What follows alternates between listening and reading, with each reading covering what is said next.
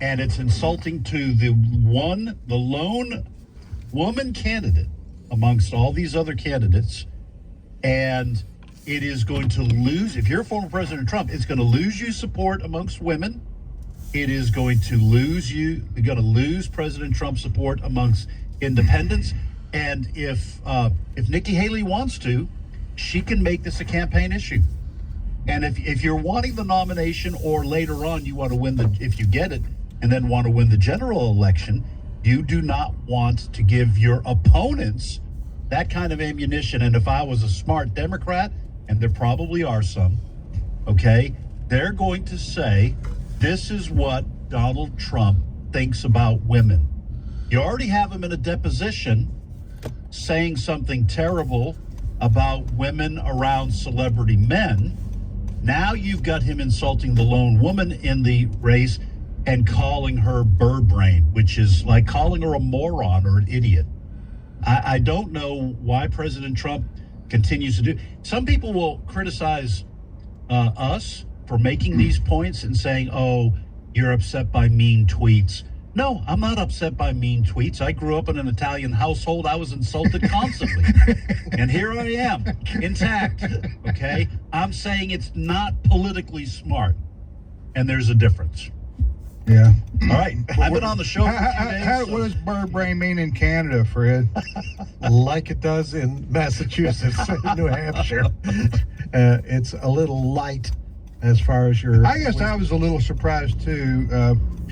Trump, he did call Mike Pence Lying Mike yesterday. He took that from Lying Ted. And that's going to be effective. That, for the people that Donald Trump's trying to reach, he wants to continually make the point that Mike Pence did not support me when the chips were down. That's going to be effective. But calling Nikki Haley, I don't want to keep going, but... And she's been fairly decent when asked questions about her relationship with Donald Trump. She praises him for a lot of the great accomplishments. He's supportive of Israel, all of that sort of thing. What she has said recently is that it is time for new leadership in this country. And, she goes at Biden, she goes at Trump, same thing. The thing that's maybe interesting tonight is if she is asked once again to clarify her position on abortion. Because she did make headlines in the last debate about basically backing away from imposing limitations. She used the word, we have to find some kind of, I don't want to say compromise, but some kind of consensus was the term she used. Yeah. We have to find a consensus on abortion. We have to be compassionate about the women involved with abortion. Pro-life groups really did not like the sound of that. Right. That sounded more like a Democrat to the pro-life groups. Well, it doesn't sound, to me, it doesn't sound like, I know some of these pro-life groups might have said that. It doesn't sound like a Democrat because they're all in for abortion, all the time. Mm-hmm. But her point was valid in that her argument was we don't have the votes in the Senate. Yes. To get the whole loaf of bread. Yes. It's a moot point. Yes. By a moot point, I mean federal legislation having to do with abortion right now doesn't seem to me. Why are we going to have that conversation? Maybe I'm wrong. Maybe I'm wrong. Here's how I would answer it. I think Governor DeSantis has answered it this way, the abortion question, and maybe some of the others. Roe versus Wade was overturned with the Dobbs decision. That's what the pro-life community has wanted for decades. Am I right about that? Yes. Is that a true statement? Yes, that's a true statement. Okay. We all knew that when Roe versus Wade was overturned, abortion law would be sent back to the states. Which is where it was before Roe versus Wade. Right. So to me, the appropriate answer to this question is the Dobbs decision overturned Roe versus Wade and sent the question of abortion regulation and law back to the states. And I fill in the blank, Governor DeSantis, Nikki Haley, whoever, support that view that this should be handled on a state-by-state level. Next question. And it's not a federal issue. Well, it's not, but some people even on our side, here's what they're going to say. Mm-hmm. They're going to say that that the law says representatives. But what am I trying to say? In other words, the federal government can set limitations if they want to. If they're not prohibited, the federal government, by federal government I mean the legislative branch, the Congress, the Senate, from setting limitations on abortion from a federal level if they so desire. But I think what Nikki Haley's saying is there is no desire or a consensus because the Congress is split. Republican, Democrat, pro-life, pro-abortion. And you're not going to get a consensus on 15 weeks, 20 weeks, whatever the case may be. So the best answer is now, for pro-lifers, let's do the best we can to get the most pro-life legislation passed in individual states and go at it from that direction. Okay, so I will just say, I think it shouldn't. I mean, you're exactly right. It can be a federal issue if Congress makes it one. I think the right position is, I'm not going to speak for the pro-life community. I'm going to speak for myself. We want to come to a consensus that this is not going to be a federal issue. Right. This is going to stay in the states. Right. If you want to make a blanket law regarding abortion, then you amend the Constitution. Okay. And that's what I think. Okay. Either way, you amend the Constitution and you say abortion's legal always, or abortion is always illegal except for the life of the mother. But other than that, because that's a high hurdle. Other than that, it's a state issue. That's my personal opinion, and there probably are pro-life people who disagree with that. Again, well, President Trump, he criticized the 6-week heartbeat bill in Florida last week. He said it was a terrible thing. Right. And I don't know how he meant that exactly, except maybe he meant politically. Maybe he meant a 6-week heartbeat bill like they have in Florida is going to hurt the Republican Party in the election. I don't know exactly but he shouldn't have said that. Trump shouldn't have said that because he was criticizing a law that was passed in Florida, the heartbeat bill, that was made available because Roe versus Wade was overturned, which was because Trump got 3 Supreme Court nominees passed, and the other pro-lifers who were already on the court, like Thomas and Alito, that the Bush presidencies got in, so they deserve credit for that too. I mean, it took 5 of them, or 6 of them. So anyway, I don't know that this may come up tonight. The abortion question may come up tonight, but we will see. President Trump is going to speak to the UAW, and he also said, President Trump said that the Republican Party should not waste their time with this debate because he's already won. He's leading by so much that you're wasting time and money on, and a lot of people agree with him. But the Republican Party, they have to have debates. Right. If candidates want to run, they have to have debates, even if the front runner, i.e. President Trump, doesn't show up. So, anyway, we shall return momentarily with more of today's issues on American Family Radio. Again, the debate tonight, the Republican debate, is from the Reagan Library in California.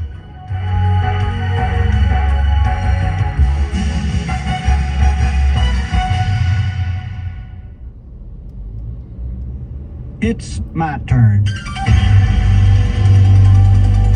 Here is your host for My Turn, Don Wildman.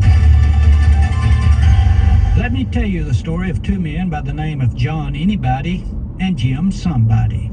Now, John Anybody lived to a ripe old age and died. He went to heaven and applied as a candidate for residency in that place. St. Peter was questioning John Anybody about himself. In the course of the conversation, Mr. Anybody asked St. Peter what kind of people lived in heaven. Well, what kind of people lived in the town where you lived on earth? St. Peter asked Mr. Anybody, turning the question back to him. Oh, the town I lived in wasn't a good town to live in at all. The people weren't friendly. They were stingy. They weren't good neighbors. I just didn't like living in that town at all. That's the reason I ask you what kind of people live up here. If it is the same kind of people, I would just as soon go to the other place, Mr. Anybody replied. Well, I hate to tell you this, said St. Peter, but the same kind of people live up here as lived in your town on earth. If that's the case, replied Mr. Anybody, you can count me out. I want no part of a place like the place I lived in on earth. And with that, Mr. Anybody turned and walked away. As he was leaving, he happened to meet Mr. Jim Somebody, who was on his way to talk to St. Peter about living in heaven. Not any need of going in there, Mr. Anybody told Mr. Somebody. People in there are just like they were on earth. They aren't worth living with. Mr. Somebody thanked him for the advice, but stated that he wanted to check it out for himself. When Mr. Somebody got to the gate, he began talking with St. Peter. What kind of people live up here? Mr. Somebody asked St. Peter. The fellow I passed on the road said they weren't fit to live with. Again, St. Peter did not answer his question directly, but with another question. What kind of people lived in the town where you lived on earth? St. Peter asked Mr. Somebody. Oh, they were fine people. They were friendly. They were generous and helpful. Real good neighbors. I really enjoyed living in the town where I lived on earth, Mr. Somebody said in reply to St. Peter's question. Well, said St. Peter, the same kind of people live up here. Excellent, claimed Mr. Somebody. How about opening the gates and letting me in? And St. Peter did open the gates, and Mr. Somebody promptly entered heaven. Well, that's the story of Mr. John Anybody and Mr. Jim Somebody. Both of them asked St. Peter the same question, and St. Peter asked both of them the same question.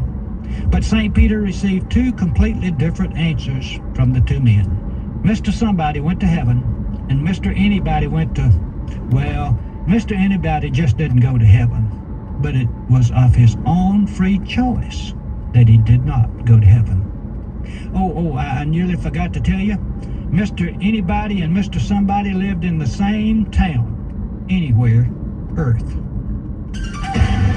This has been My Turn with Don Wildman, a production of the American Family Association.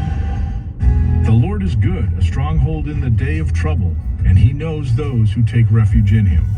Nahum 1, verse 7. American Family Radio. This is today's issues. Email your comments to comments@afr.net. Past broadcasts of today's issues are available for listening and viewing in the archive at afr.net. Now, back to more of today's issues. Somebody got carried away on the salt on the popcorn back there in our. This has been a big thing for you today. Because you're a popcorn connoisseur. Popcorn, yes, I am, and we have a popcorn machine, which I've mentioned here often.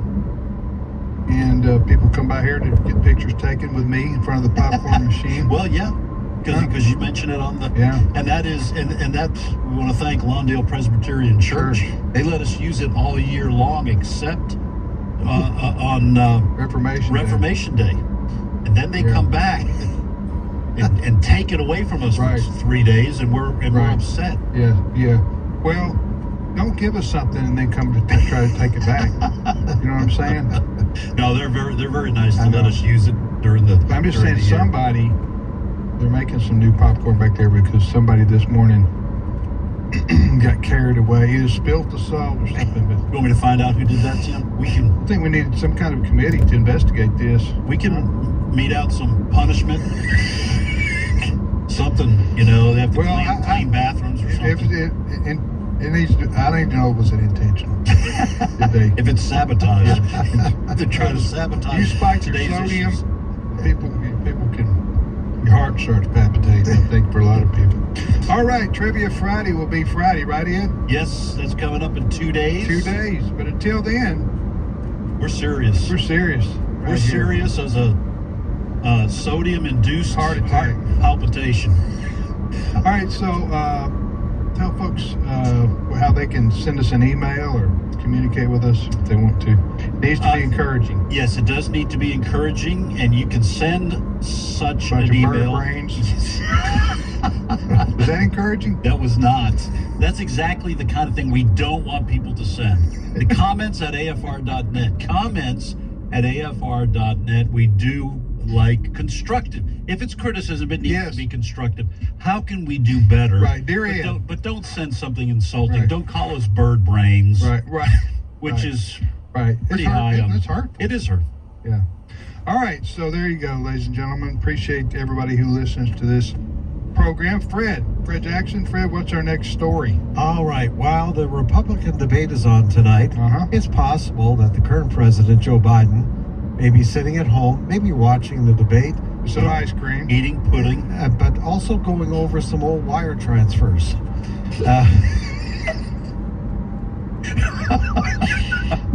Oh, really, Fred? What kind of wire transfers we got here? Like a bird on a wire? Or And maybe calling son Hunter and saying, You got "Son, lost. you better get over son, here. I'm gonna tell you something, boy. You better get over here right now. you must never Clear have this up. must never have a laptop again and take it to a shop to have it repaired." I knew I shouldn't have got you that laptop. Well, seriously, that laptop I know. could sink an administration. It's But it was called the Maybe. laptop from hell. Yeah. And Yes. there's a reason for Yeah. it. Yes. And Hunter Biden left it at the repair shop. It ultimately ended up in the hands of the FBI. And now, what we learned yesterday, which you're talking about today, on a serious note, Yes. is that now is this money transfer that we're about to talk about, is this an accusation from the Republican investigative committee chairman, or is this a fact, or do you know? According to James Comer, Okay. Republican I from trust him. Kentucky, who is the chairman of the Oversight Committee, that has been investigating and using the laptop as one of its sources. First son Hunter Biden, this is the story from the New York Post, received 2 wire transfers from Chinese nationals worth a total of $260,000 months after his dad, Joe Biden, began his 2020 presidential campaign. The story is that money was transferred to his dad's address at his home in Delaware. Now that's the story this morning. Here's James Comer to tell us a little bit more about this. It's cut number 3. On the wire that Hunter Biden received from the Chinese national, the beneficiary address listed was Joe Biden's home address at a time where I'm pretty certain Hunter Biden was not living in the home of Joe Biden. This Jonathan Lee, who wired the $260,000 from China to Hunter Biden's personal account, he is part of the Chinese Communist Party. And it happened while Joe Biden was a candidate for president. And once again, the backdrop to this are the statements from current President Joe Biden that he's never been involved, knew nothing about his son's businesses. And no Biden family member ever received money from China. Yes. So you have to use that as a backdrop to these continuing unfolding stories of emails, wire transfers that people are discovering on this laptop. Look, so as James Comer was mentioning, it's not just Jonathan Lee. There's a couple of others, I think, that sent money to Hunter Biden, listing Joe Biden's address. I'm going to say, just as a confession, I one time received some money from a Mr. Low Key from China, and anyway, no, I did. That's actually a joke. That's a tip of the hat to the Pink Panther movies, when Inspector Clouseau disguised himself as Mr. Low Key. Oh, gotcha. So anyway, Okay. those who like those movies knew immediately what I was saying.